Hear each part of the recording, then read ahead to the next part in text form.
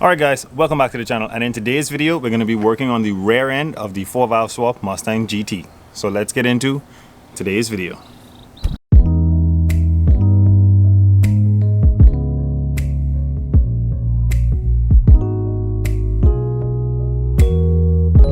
Alright, so first things first, we have the rear end completely taken apart.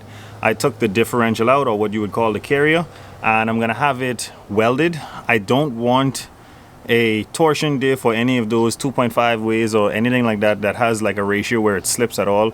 I've had a welded diff 2 to 3 times before. I know all the risks that come with running a welded diff, and eventually this car is going to turn into a full drift build. It's going to get an angle kit, it's going to get an e-brake, all of that stuff is going to be involved in it.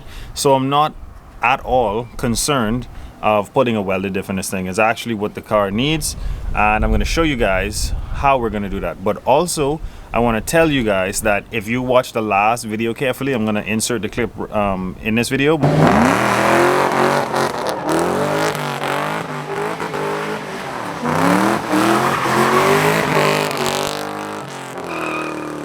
If you watch the last video carefully, I was trying to do a donut, and if you notice it just did this wide donut, that's because one of the wheels unlocked in the differential and it just spin one wheel. Now, what Mustang owners or New Edge owners or SN95, whatever has an 8.8, you can do the donut towards the driver's side, which means turning all the way to the left, and usually it'll spin the 2 tires. If you try it to the right, sometimes it wouldn't do it at all. It's very inconsistent. You shift from first to second, the car goes from here to the next side. It's very unpredictable, and the welded diff brings a lot of predictability and just pretty much knowing your car to the scene. You know what a welded diff is going to do 100% of the time, because it's going to spin the tires at the same speed all the time. This is my Ford 8.8, and as you can see, I took off the brake calipers. I removed the ABS sensors, pushed both of the axles in, removed the C-clips, and I took the carrier out. This is the carrier. This is my ring gear. It is factory gear, so I'm not going to mess with that just yet. But these 4 gears on the inside, they are spider gears. We're going to weld those together and then weld the spider gears to the case. And essentially, that'll be a lock diff or a welded diff. Now, for everybody watching this, just a disclaimer, you do not want to daily drive a welded diff. I know a lot of people that do.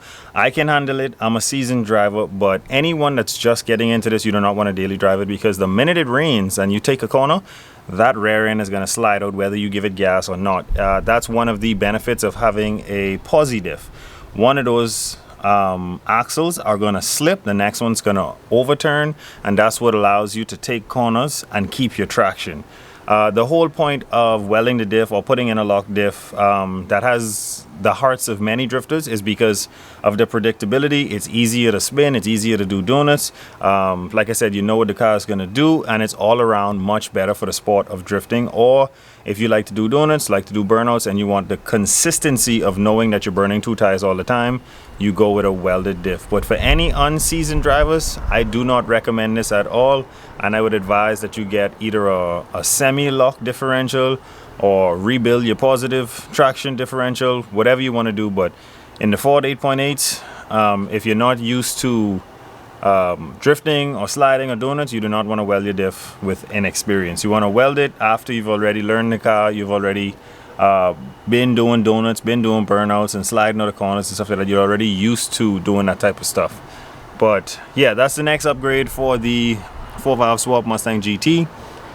She's gonna get a welded diff, and I'm contemplating if I'm gonna put some gears in it, but I don't think I'm gonna do that now because I want the car back up for the weekend, do some Sunday driving, probably make some videos out of that. But yeah, we got the carrier out. We're gonna go take it, have it welded, we're gonna slap this thing back in, and then I'm gonna show you guys pretty much just what I was talking about, how predictable, and it's always gonna burn 2 tires, it's never gonna let go. That is the whole purpose of what I do on the channel. Obviously it's named Drift Dreams, but yeah, enough talking. We're gonna go take this thing to be welded, and I'm gonna see you guys once this thing is back together.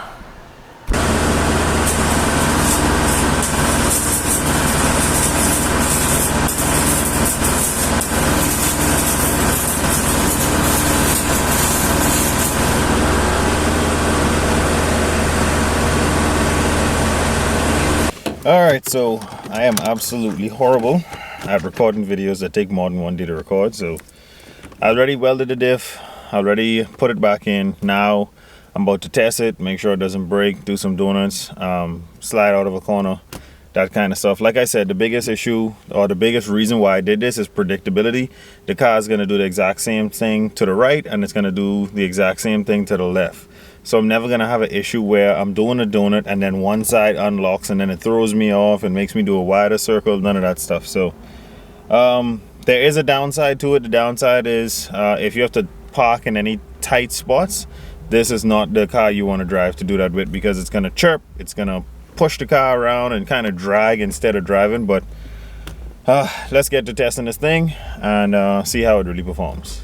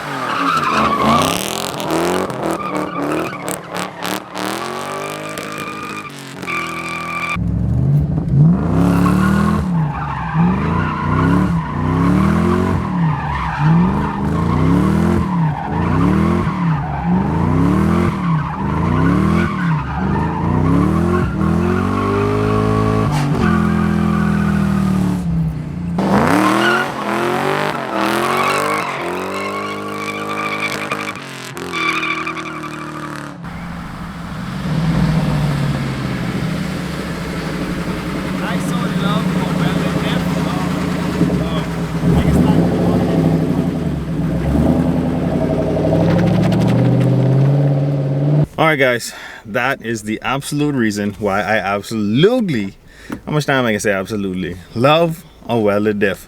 It is extremely predictable. It goes no matter which way you throw the car. Sometimes with stock rear ends, Mustangs only want to spin reliably towards the driver's side, so you'd have to spin left. Now I don't have to do any of that foolishness.